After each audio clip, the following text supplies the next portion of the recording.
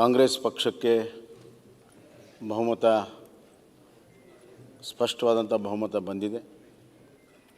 ಅವರು ಆಡಳಿತ ಪಕ್ಷದಲ್ಲಿದ್ದಾರೆ, ಸರ್ಕಾರ ರಚನೆ ಮಾಡಿದ್ದಾರೆ. ಮುಖ್ಯಮಂತ್ರಿಗಳು, ಉಪಮುಖ್ಯಮಂತ್ರಿಗಳು, ಸಚಿವ ಸಂಪುಟದ ಸದಸ್ಯರ ಪ್ರಮಾಣ ವಚನ ಎಲ್ಲವೂ ಕೂಡ ನಡೆದಿದೆ. ಈಗೊಂದು ಸಂಪೂರ್ಣವಾದಂಥ ಸರ್ಕಾರ ಇವತ್ತು ಅಸ್ತಿತ್ವಕ್ಕೆ ಬಂದಿದೆ. ಇದು ಮೊದಲನೇ ಅಧಿವೇಶನ ಇರೋದರಿಂದ ಚುನಾವಣೆಯ ನಂತರ ಹೊಸ ಸರ್ಕಾರದ ಮೊದಲನೇ ಅಧಿವೇಶನ ನಂತರ ರಾಜ್ಯಪಾಲರು ಒಂದೇ ವರ್ಷದಲ್ಲಿ ಎರಡನೇ ಬಾರಿ ಜಂಟಿ ಅಧಿವೇಶನವನ್ನು ಮಾತನಾಡುವಂಥ ಒಂದು ಪ್ರಸಂಗ ಇದೆ. ಹೀಗಾಗಿ ರಾಜ್ಯಪಾಲರು ಇವತ್ತು 3ನೇ ತಾರೀಕು ಇದೇ ತಿಂಗಳು ನಮ್ಮನ್ನೆಲ್ಲ ಉದ್ದೇಶಿಸಿ ಭಾಷಣವನ್ನು ಮಾಡಿದ್ದಾರೆ. ಈ ಭಾಷಣದ ಮೇಲಿನ ಚರ್ಚೆ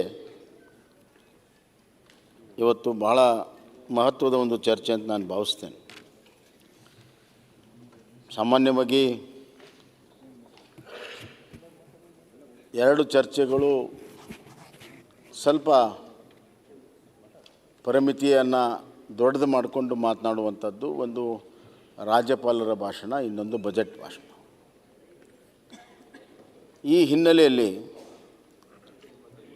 ಒಂದು ನೂತನವಾದಂಥ ಒಂದು ಸರ್ಕಾರ ಅವರೇ ಹೇಳಿದಂತೆ ಭಾಳಷ್ಟು ನಿರೀಕ್ಷೆಯನ್ನು ಮೂಡಿಸಿರ್ತದೆ ಜನರಲ್ಲಿ,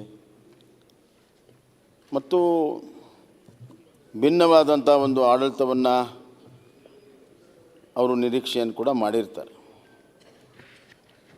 ಆದರೆ ರಾಜ್ಯಪಾಲರ ಭಾಷಣ ಸಂಪೂರ್ಣವಾಗಿ ಓದಿದಾಗ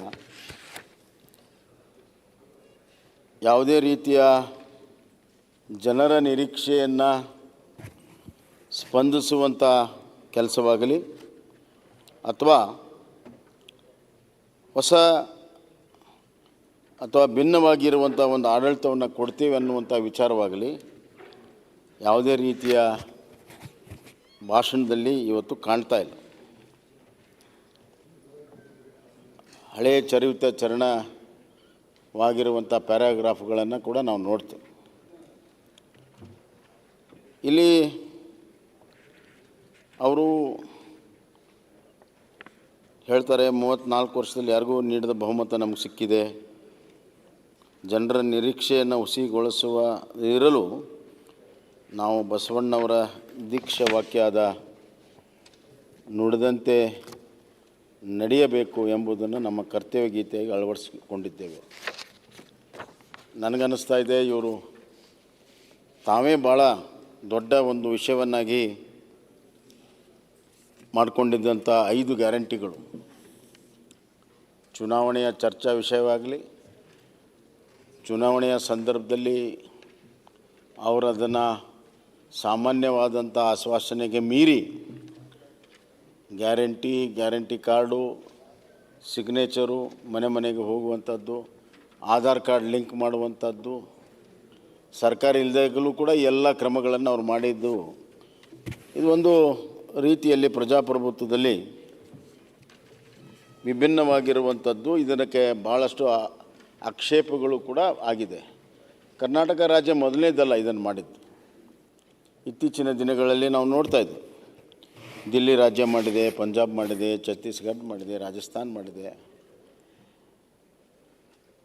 ಈ ವ್ಯವಸ್ಥೆಗೆ ಜನ ಇವತ್ತು ಮರಳಾಗಿದ್ದಾರೋ ಏನಾಗಿದ್ದೋ ಮನ್ನಣೆ ಅಂತೂ ಕೊಟ್ಟಿದ್ದಾರೆ, ನಾವು ಒಪ್ಕೊಳ್ಳೇಬೇಕು. ಆದರೆ ಇದರ ಎಷ್ಟು ನಿರೀಕ್ಷೆ ಇಟ್ಟಿದ್ದಾರೆ ಅಂದರೆ ಜನ ಭಾಳ ದೊಡ್ಡ ನಿರೀಕ್ಷೆಯನ್ನು ಇಟ್ಟಿದ್ದಾರೆ. ನಿಮ್ಮ ಮಾತಿನ ಪ್ರತಿಯೊಂದು ಶಬ್ದವನ್ನು ಕೂಡ ಅವರು ಅದರಲ್ಲಿ ನಂಬಿಕೆನಿಟ್ಟಿದ್ದಾರೆ. ಎಲ್ಲರಿಗೂ ಉಚಿತ ಬಸ್ ಪಾಸ್, ಉಚಿತ ಬಸ್ ಪ್ರಯಾಣ, ಎಲ್ಲರಿಗೂ 200 ಯೂನಿಟ್ ಫ್ರೀ, ಎಲ್ಲರಿಗೂ ವಿದ್ಯಾರ್ಥಿ ಡಿಗ್ರಿ ಆದವ್ರಿಗೆ ನಾವು ನಿರುದ್ಯೋಗಿ ಭತ್ಯೆ, ಎಲ್ಲರಿಗೂ ಆಮೇಲೆ 10 kg ಅನ್ನಭಾಗ್ಯ, ಆಮೇಲೆ ಎಲ್ಲ ಹೆಣ್ಮಕ್ಳಿಗೂ, ಮನೆಯ ಯಜಮಾನರಿಗೆ ಎಲ್ಲ ಮನೆಯಲ್ಲೂ ನಾವು 2000 ಗೃಹಲಕ್ಷ್ಮಿ, ಅಷ್ಟೇ ಅಲ್ಲ, ನೀವು ಕೂಡ ಏನು ಹೇಳಿದ್ರಿ, ಮೊದಲನೆಯ ಸಚಿವ ಸಂಪುಟದಲ್ಲಿಯೇ ನಾವು ನಿರ್ಣಯ ಮಾಡಿ ಅನುಷ್ಠಾನವನ್ನು ಮಾಡ್ತೀವಿ. ಮೊದಲನೇ ಸಚಿವ ಸಂಪುಟದಲ್ಲಿ ತಾವು ತಾತ್ವಿಕವಾಗಿ ಎಲ್ಲವನ್ನು ಒಪ್ಪಿಕೊಂಡು ಒಂದು ಆಜ್ಞೆಯನ್ನು ಮಾಡಿದ್ರಿ. ಆ ಆಜ್ಞೆಗಳನ್ನು ನಾನು ಬೇಕಾದ್ರೆ ನಾಳೆ ಓದ್ತೇನೆ, ನನ್ನ ಹತ್ರ ಇದ್ದಾವೆ. ಅದರಲ್ಲೂ ಕೂಡ ಎಲ್ಲ ಬರೆದಿದ್ದೀರಿ. ಎಲ್ಲರಿಗೂ ಉಚಿತ ಬಸ್ ಪ್ರಯಾಣ, ಎಲ್ಲರಿಗೂ ಗೃಹಲಕ್ಷ್ಮಿ ಯೋಜನೆ 2,000 ರೂಪಾಯಿ, ಎಲ್ಲರಿಗೂ 200 ಯೂನಿಟ್ಟು, ಭಾಳ ಸ್ಪಷ್ಟವಾಗಿ ನಮೂದಿಸಿದಿರಿ. ಅನ್ನೋದು ಒಂದು ಮಾತ್ರ BPL ಕಾರ್ಡ್ನವ್ರಿಗೆ ಅನ್ನೋವಂಥದ್ದು ಬಿಟ್ಟರೆ ಮಿಕ್ಕಿದ್ರಲ್ಲಿ ನಿಮ್ಮ ಆಜ್ಞೆಗಳನ್ನು ತೆಗೆದುಕೊಂಡು ಎಲ್ಲರಿಗೂ ಅಂತ. ಅದಾದಮೇಲೆ ಏನಾಯಿತು, ಒಂದೊಂದೇ ಇಂಪ್ಲಿಮೆಂಟ್ ಮಾಡುವಾಗ ಅದಕ್ಕೆ ಬೇಕಾಗಿರುವಂಥ ಕಂಡೀಷನ್ಗಳು, ಅದಕ್ಕೆ ಬೇಕಾಗಿರುವಂಥ ಹಲವಾರು ಅಪ್ಲಿಕೇಶನ್ ಹಾಕುವಂಥದ್ದು, ಆಧಾರ್ ಜೋಡಣೆ ಮಾಡುವಂಥದ್ದು, ಎಷ್ಟು ಕಂಡೀಷನ್ ಹಾಕಿದ್ದಾರೆ ಅಂತಂದರೆ ಇವತ್ತು ಸಾಮಾನ್ಯ ಜನ ದುಡ್ಕೊಂಡು ತಿನ್ನೋರು, ಇದೆಲ್ಲ ಬಡವ್ರಿಗಾಗಿ ಮಾಡಿದ್ದೀರಿ, ತಾವು ದುಡ್ಡು ಕೊಟ್ಟು ತಿನ್ನೋರ್ಗೆ ಮಾಡಿದ್ದೀರಿ. ಅವರು ದಿನನಿತ್ಯ ಒಂದು ದಿನ ಬಿಟ್ಟರೆ ಅವ್ರು 300-500 ರೂಪಾಯಿ ಹೋಗ್ತದೆ. ಎಷ್ಟು ಕಂಡೀಷನ್ ಹಾಕಿದ್ರಿ, ಆನ್ಲೈನಲ್ಲಿ ಆಗಬೇಕು, ಅದಾಗಬೇಕು, ಆಧಾರ್ ಕಾರ್ಡ್ ಇರಬೇಕು, ಇದಿರಬೇಕು. ಅವ್ರಿಗೆ ಇದನ್ನೆಲ್ಲ ನೋಡಿದಾಗ ಇದು ಬೇಡವೇ ಬೇಡಪ್ಪ ಅನ್ನುವಂಥ ಮನೋಭಾವನೆ ಬರೋ ರೀತಿಯಲ್ಲಿ ಆಗಿದೆ. ಇನ್ನು ಕೆಲವರು ಇದನ್ನು ಮಾಡಿಸೋ ಸಲುವಾಗಿ ಏಜೆಂಟ್ಗಳು ಕೂಡ ಇವತ್ತು ಹುಟ್ಕೊಂಡಿದ್ದಾರೆ. ಇದು ಒಂದು ಭಾಗ. ಈಗಾಗಲೇ ನಾವು ಜುಲೈದಲ್ಲಿದ್ದೀವಿ. ನಿಮ್ಮ ಬಸ್ ಪ್ರಯಾಣ ಒಂದು ಪ್ರಾರಂಭ ಮಾಡಿದ್ದೀರಿ. ಬಸ್ ಪ್ರಯಾಣದ ಬಗ್ಗೆ ವಿವರವಾಗಿ ಹೇಳ್ತೀನಿ, ನಾನು ಇವಾಗ ಹೇಳಕ್ಕೆ ಹೋಗಲ್ಲ. ಅದರಲ್ಲಿರುವ ಗೊಂದಲಗಳು ಏನಿದ್ದಾವೆ ಅದೆಲ್ಲ ಹೇಳ್ತೀನಿ. ಅದೊಂದು ಪ್ರಾರಂಭ ಮಾಡಿದ್ದೀರಿ. ಇನ್ನು ಮಿಕ್ಕಿದ್ದು ಅನ್ನಭಾಗ್ಯದಲ್ಲಂತೂ ನೀವೇನು ಪ್ರಯತ್ನಗಳು ಮಾಡ್ದೇ ಕೇಂದ್ರ ಸರ್ಕಾರದ ಮೇಲೆ ಗೂಬೆ ಕುಂದಿರಿಸುವಂಥ ಪ್ರಯತ್ನಗಳನ್ನು ಮಾತ್ರ ಮಾಡಿ, ಅಕ್ಕಿ ತರುವಂಥ ಯಾವುದೇ ಪ್ರಯತ್ನಗಳನ್ನು ಮಾಡಿದೆ. ಈಗ 170 ರೂಪಾಯಿ DBT ಮಾಡ್ತೀವಿ ಅಂತ ಹೇಳಿ ಮಾಡ್ತೀವಿ. ನೀವು ಹೇಳಿದ್ದು 10 kg. ಈಗ ನಿಮ್ಮ ರಾಜ್ಯಪಾಲರ ಭಾಷಣದಲ್ಲಿ ಹೇಳ್ತಾ ಇದ್ದೀರಿ 5 kg ಫುಡ್ ಸೆಕ್ಯೂರಿಟಿ ಆ್ಯಕ್ಟಲ್ಲಿ ಬರ್ತದೆ ಅಂತ. ಅದು ಕೇಂದ್ರ ಸರ್ಕಾರ ಅಂತ ಬರ್ದಿಲ್ಲ, ನೀವು ಕಷ್ಟ ಆಗುತ್ತೆ ನಿಮ್ಮ ಕೇಂದ್ರ ಸರ್ಕಾರ ಅಂತ ಹೇಳಿ. ಅದಾದಮೇಲೆ ನಾವು 5 kg ಈಗ DBT ಮಾಡ್ತೀವಿ ಅಂತ, ಅಂದರೆ 10 kg ಹೋಗಿ 5 kg ಇಳಿಸಿದ್ರಿ. DBT 170 ರೂಪೀಸ್ ಮಾಡಿದ್ರಿ. ಇದು ಕನ್ಸೆಷನ್ ರೇಟಲ್ಲಿ ನೀವು ಪಡ್ಕೊಳ್ಳುವಂಥ ಅಕ್ಕಿ 32 ರೂಪಾಯಿದಿಂದ ಕ್ಯಾಲ್ಕುಲೇಟ್ ಮಾಡಿ ತಾವು ಹೇಳಿರುವಂಥ. ಅದು ನೀವು ಕೊಡ್ತಾ ಇರೋದು ಯಾರಿಗೆ?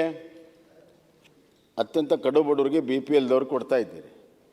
ಅವರು ಆ ದುಡ್ಡನ್ನು ತೊಗೊಂಡು ಮಾರ್ಕೆಟ್ಗೆ ಹೋದರೆ ಎಷ್ಟು ಸಿಗ್ತದೆ ಅವ್ರಿಗೆ?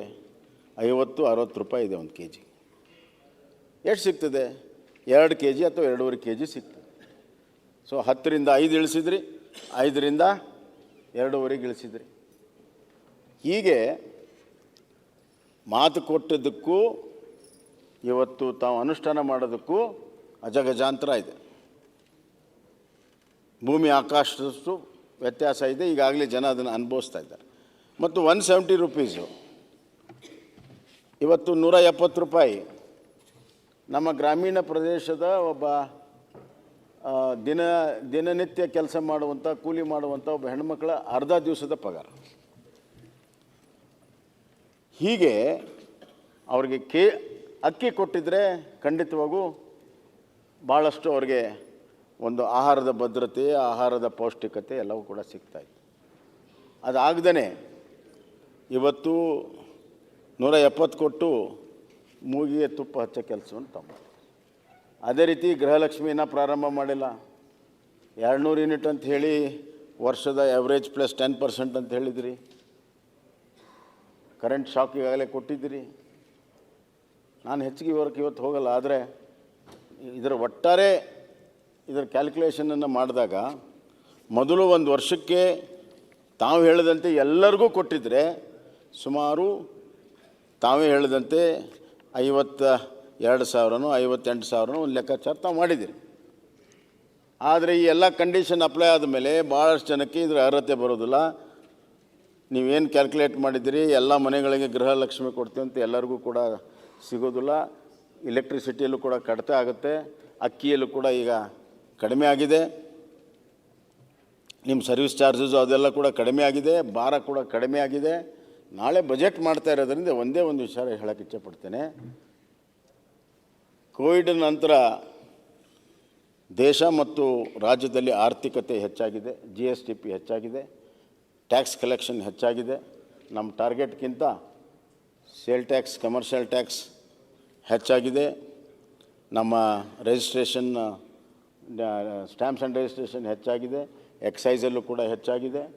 ಎಲ್ಲ ಬಾಬತ್ನಲ್ಲೂ ಕೂಡ ಇವತ್ತು ಹೆಚ್ಚಾಗಿದೆ. ಮೋಟ್ರ್ ವೆಹಿಕಲ್ ಟ್ಯಾಕ್ಸ್ ಕೂಡ ಕಲೆಕ್ಷನ್ ಹೆಚ್ಚಾಗಿದೆ. ಹೀಗೆ ಇವತ್ತು ನಮ್ಮ ನಿರೀಕ್ಷೆಗಿಂತ ಹೆಚ್ಚಾಗಿದ್ದರಿಂದ ಒಂದು ಕಡೆ, ಇನ್ನೊಂದು ಕಡೆ ಇದರ 6 ತಿಂಗಳು ಮುಗಿದ ಹೋಯ್ತು ಈ ವರ್ಷದ್ದು.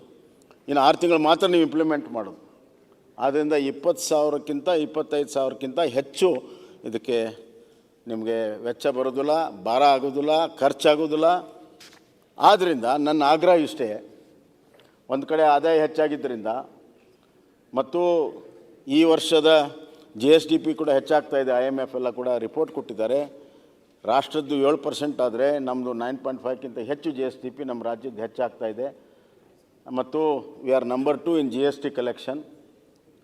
ಈ ಎಲ್ಲ ವಿಚಾರಗಳನ್ನು ನೋಡಿದಾಗ ನಿಮಗೆ ಅತಿ ಹೆಚ್ಚು ಆದಾಯ ಬರ್ತಾ ಇದೆ. ಇದನ್ನು ಇಂಪ್ಲಿಮೆಂಟ್ ಮಾಡೋ ಖರ್ಚು ಕೂಡ ಕಡಿಮೆ ಆಗ್ತಾ ಇದೆ. ಮತ್ತು ತಾವು ಇದಕ್ಕೆ ಹೆಚ್ಚಿನ ಸಾಲ ತಗೊಳ್ಳುವಂಥ ಅವಶ್ಯಕತೆ ಇಲ್ಲ. ನಾನು ಈಗಾಗಲೇ ಸರ್ಪ್ಲಸ್ ಬಜೆಟ್ ಮಂಡನೆ ಮಾಡಿದಾಗಲೂ ಕೂಡ ಫಿಸಿಕಲ್ ಡೆಫಿಸಿಟನ್ನು 3% ಒಳಗಡೆ ಇಟ್ಟಿದ್ದೇವೆ, 2.7ಗೆ ಇಟ್ಟಿದ್ದೇವೆ. ಅದನ್ನೇ ಮೇಂಟೈನ್ ಮಾಡ್ಬೋದು. ಹೆಚ್ಚಿನ ಸಾಲ 78,000 ಕೋಟಿ ಸಾಲ ತಗೊಳ್ಳೋದಕ್ಕೆ ಅವಕಾಶಗಳು ಬಜೆಟಲ್ಲಿದೆ. 78,000 ಕೋಟಿಯಲ್ಲಿ ಡೆಟ್ ರಿಪೇಮೆಂಟ್ ಬಿಟ್ಟರೆ ಮಿಕ್ಕಿದ್ದೆಲ್ಲವೂ ಕೂಡ ನಾನು ಕ್ಯಾಪಿಟಲ್ ಎಕ್ಸ್ಪೆಂಡಿಚರ್ಗೆ ಇಟ್ಟಿದ್ದೇನೆ. 2 ವರ್ಷವೂ ಕೂಡ ಡೆಟ್ ತೊಗೊಳ್ಳೋದು ತಪ್ಪಿಲ್ಲ. ಆದರೆ ಡೆಟ್ಟನ್ನು ಅಸೆಟ್ ಕ್ರಿಯೇಷನ್ಗೆ, ಕ್ಯಾಪಿಟಲ್ ಎಕ್ಸ್ಪೆಂಡಿಚರ್ಗೆ, ಬಂಡವಾಳ ವೆಚ್ಚಕ್ಕೆ ನಾವು ಇಟ್ಟಾಗ ಮಾತ್ರ ಅದರ ಸಾರ್ಥಕತೆ ಆಗ್ತದೆ. That is the prudent financial management. ಅದನ್ನು ನಾವು ಮಾಡಿದ್ದೇವೆ. ಯಾವುದೇ ಕಾರಣಕ್ಕೂ ಕೂಡ ಈ ನಮ್ಮ ಏನು ಕ್ಯಾಪಿಟಲ್ ಎಕ್ಸ್ಪೆಂಡಿಚರ್ ನಾವು ಫಿಕ್ಸ್ ಮಾಡಿದ್ವಿ ಅದನ್ನು ಕಡಿತಗೊಳಿಸಬಾರ್ದು. ಯಾಕಂದರೆ ಕ್ಯಾಪಿಟಲ್ ಎಕ್ಸ್ಪೆಂಡಿಚರ್ ಅಂದರೆ ನಿಮಗೆಲ್ಲ ಬೇಕಾಗಿರುವಂಥ ಇಲಾಖೆಗಳೇ: ರಸ್ತೆಗಳ ನಿರ್ಮಾಣ, ಬ್ರಿಡ್ಜ್ಗಳ ನಿರ್ಮಾಣ, ಶಾಲೆ ಕೊಠಡಿಗಳ ನಿರ್ಮಾಣ, ಆಸ್ಪತ್ರೆ ನಿರ್ಮಾಣ, ಹಾಸ್ಟೆಲ್ಗಳ ನಿರ್ಮಾಣ, ಇವೆಲ್ಲವೂ ಕೂಡ SC ST ಕಾರ್ಯಕ್ರಮಗಳಿರುವಂಥದ್ದು. ಹೀಗಾಗಿ ಇದರಲ್ಲಿ ಯಾವುದೇ ರೀತಿಯ ಕಡಿತಗೊಳಿಸಬಾರ್ದು. ಹೆಚ್ಚಿನ ಸಾಲ ತಗೊಳ್ಳುವಂಥದ್ದು ಅವಶ್ಯಕತೆ ಇಲ್ಲ, ಹೆಚ್ಚಿನ ಟ್ಯಾಕ್ಸ್ ಹಾಕುವಂಥದ್ದು ಕೂಡ ಅವಶ್ಯಕತೆ ಇಲ್ಲ. ಈಗಿರುವಂಥ ಫೈನಾನ್ಸಲ್ಲಿ ಈ ವರ್ಷಂತೂ ತಾವು ಮ್ಯಾನೇಜ್ ಮಾಡೋಕ್ಕೆ ಸಾಧ್ಯ ಇದೆ. ನನ್ನ ಆಗ್ರಹಪೂರ್ವಕವಾದಂಥ ಬೇಡಿಕೆ, ರಾಜ್ಯದ ಜನರ ಮೇಲೆ ನಾಳೆ ಯಾವುದೇ ತೆರಿಗೆಯನ್ನು ಹಾಕಬೇಡಿ, ಹೆಚ್ಚಿನ ಸಾಲದ ಹೊರೆಯನ್ನು ಕೂಡ ಹೊರಿಸಬೇಡಿ. ಈಗಿರುವಂಥ ಇನ್ನಷ್ಟು ದಕ್ಷತೆಯನ್ನು ತೊಗೊಂಡು ಬಂದು ಅದರಲ್ಲೇ ನೀವು ನಿಮ್ಮ ಹೊಸದಾಗಿ ಏನು ಖರ್ಚು ವೆಚ್ಚ ಏನು ಬರ್ತಾ ಇದೆ ಗ್ಯಾರಂಟಿಗಳಿಂದ ಅದನ್ನು ನಿವಾಸಕ್ಕೆ ಸಾಧ್ಯ ಇದೆ ಅನ್ನುವಂಥ ಮಾತನ್ನು ಭಾಳ ಸ್ಪಷ್ಟವಾಗಿ ನಾನು ಹೇಳೋಕ್ಕೆ ಇಚ್ಛೆಪಡ್ತೇನೆ. ತಾವು ಸಾಲ ಹೆಚ್ಚಿಗೆ ಮಾಡೋದಾಗಲಿ ಅಥವಾ ತಾವು ಟ್ಯಾಕ್ಸನ್ನು ಯಾವುದಾದ್ರು ಹಾಕೋದಾದರೆ ನಿಜವಾಗಲೂ ಕೂಡ ಇದು ಏನು 5 ಗ್ಯಾರಂಟಿ ಇದೆ ಅದರ ಜೊತೆಗೆ ಜನ ವಿರೋಧಿ ಕ್ರಮದ ಗ್ಯಾರಂಟಿ ಆಗ್ತದೆ, ಖಂಡಿತವಾಗೂ ಆಗ್ತದೆ. ಅಂಥ ಕೆಲಸ ಆಗಬಾರ್ದು ನಾಳೆ ಬಜೆಟ್ನಲ್ಲಿ ಅನ್ನೋಂಥ ನಿರೀಕ್ಷೆಯನ್ನು ನಾನು ಮಾಡ್ತಾ ಇದ್ದೇನೆ. ಸಿದ್ದರಾಮಣ್ಣವರು 13 ಬಜೆಟನ್ನು ಮಂಡನೆ ಮಾಡಿದ್ದಾರೆ. ಒಂದೇ ನಿಮಿಷ ಶಿವಲಿಂಗೌಡ್ರೆ ಒಂದೇ ನಿಮಿಷ. ಸಿದ್ದರಾಮಣ್ಣವರು 13 ಬಜೆಟನ್ನು ಮಂಡನೆ ಮಾಡಿದ್ದಾರೆ. ನನಗಿನ್ನೂ ನೆನಪಿದೆ. ಅವರು ಬಹುತೇಕವಾಗಿ 96ಅಲ್ಲಿ ಉಪಮುಖ್ಯಮಂತ್ರಿಯಾಗಿ ಅಥವಾ ನಾನು 94ಅಲ್ಲಿ ಹಣಕಾಸಿನ ಸಚಿವರಾಗಿ ಮಂಡನೆ ಮಾಡಿದಾಗ ಆವಾಗ ಪ್ಲ್ಯಾನ್ ನಾನ್ ಪ್ಲ್ಯಾನ್ ಅಂತೆಲ್ಲ ಇತ್ತು. ಆವಾಗ ಅವರು ಒಂದು ದಿಟ್ಟ ಕ್ರಮ ತೆಗೆದುಕೊಂಡಿದ್ದು. ಈ ಥರ ನಮ್ಮ ಡೆಟ್ ಸರ್ವಿಸ್ ಜಾಸ್ತಿ ಆಗ್ತಿದೆ, ರೇಷೋ ಜಾಸ್ತಿ ಇದ್ದಾಗ ಪ್ಲ್ಯಾನ್ ಸೈಜೇ ಕಮ್ಮಿ ಮಾಡಿದರು. ಪ್ಲ್ಯಾನ್ ಸೈಜೇ ಕಡಿಮೆ ಮಾಡಿ ನಮ್ಮ ಹಣಕಾಸಿನ ಸ್ಥಿತಿಯನ್ನು ಸರಿ ದಾರಿಗೆ ತಂದು ಮತ್ತೆ ಮುಂದಿನ ವರ್ಷದಿಂದ ಅವರು ಅದನ್ನು ಅಭಿವೃದ್ಧಿಗೆ ಇದು ಮಾಡಿದರು. ಅಷ್ಟು ಕಠಿಣ ನಿರ್ಧಾರ ತೆಗೆದುಕೊಂಡಿರುವಂಥ ಉದಾಹರಣೆ ಸಿದ್ದರಾಮಣ್ಣವ್ರದ್ದೇ ಇದೆ. ಅಂಥ ಕಠಿಣ ನಿರ್ಧಾರ ತೆಗೆದುಕೊಳ್ಳುವಂಥ ಏನು ಸ್ಥಿತಿ ಇವತ್ತಿಲ್ಲ. ಎಲ್ಲ ಯೋಜನೆಗಳನ್ನು, ನೀರಾವರಿ ಯೋಜನೆಗಳಿರ್ಬೋದು, PWD ಇರ್ಬೋದು, ಎಜುಕೇಷನ್ ಇರ್ಬೋದು, ಎಜುಕೇಷನ್ ಹೆಲ್ತಿಗೆ ನಾವು ಜಾಸ್ತಿ ಹಣವನ್ನು ಕೊಟ್ಟಿದ್ದೇವೆ. ಅದು ಅಭಿವೃದ್ಧಿ ಪಥದಲ್ಲಿ ಹೋಗಬೇಕು. ಯಾವುದೇ ಕಾರಣಕ್ಕೂ ಕೂಡ ಹ್ಯೂಮನ್ ಡೆವಲಪ್ಮೆಂಟ್ ಇರ್ಬೋದು ಅಥವಾ ಸ್ಟೇಟ್ ಡೆವಲಪ್ಮೆಂಟ್ ವಿಚಾರದಲ್ಲಿ ರಾಜಿ ಆಗದೆ ಕೃಷಿ ಮತ್ತು ಮ್ಯಾನುಫ್ಯಾಕ್ಚರಿಂಗ್ ಸೇವಾ ವಲಯದಲ್ಲಿ ಹೆಚ್ಚಿನ ಆದ್ಯತೆಯನ್ನು ಕೊಟ್ಟು ಹೆಚ್ಚಿನ ಟ್ಯಾಕ್ಸ್ ಬಾರ್ ಹಾಕದೇ ಹೆಚ್ಚಿನ ಸಾಲವನ್ನು ತೆಗೆದುಕೊಳ್ದೇ ಈಗ ನಿಮ್ಮ ಹೊಸ ಗ್ಯಾರಂಟಿಗಳ ನಿಭಾಯಿಸೋದರಲ್ಲಿ ತಮ್ಮ ಚಾಕುಚಕ್ಯತೆ, ಚಾಣಾಕ್ಷತನ ಇದೆ. ಅದನ್ನು ತಾವು ಮಾಡ್ತೀರಂತ ವಿಶ್ವಾಸ ಇದೆ. ಮಾಡದೇ ಇದ್ದರೆ ನಾನು ಹೇಳ್ತಾ ಇದ್ದೀನಿ, ಒಂದು ಕೈಯಿಂದ ಗ್ಯಾರಂಟಿ ಕೊಡುವಂಥದ್ದು, ಇನ್ನೊಂದು ಕಡೆಯಿಂದ ಜನರ ಶ್ರಮದ ದುಡ್ಡನ್ನು ಕಿತ್ಕೊಳ್ಳುವಂಥದ್ದು ಈ ಕೆಲಸ ಆಗ್ತದೆ. ಹಂಗೆ ಆಗಬಾರ್ದು ಅನ್ನುವಂಥ ಮಾತನ್ನು ಹೇಳಿ ಮುಂದೆ ನಾನು ಸೋಮವಾರ ದಿವಸ ನಾನು ಮಾತನ್ನು ಮುಗಿಸ್ತೀನಿ. If you like this video ಬೇಗ ಲೈಕ್ ಮಾಡಿ, ಕಾಮೆಂಟ್ ಮಾಡಿ, ಶೇರ್ ಮಾಡಿ ಹಾಗೂ ಯೋಯೋ ಟಿವಿ ಕನ್ನಡವನ್ನು ಸಬ್ಸ್ಕ್ರೈಬ್ ಮಾಡಿ.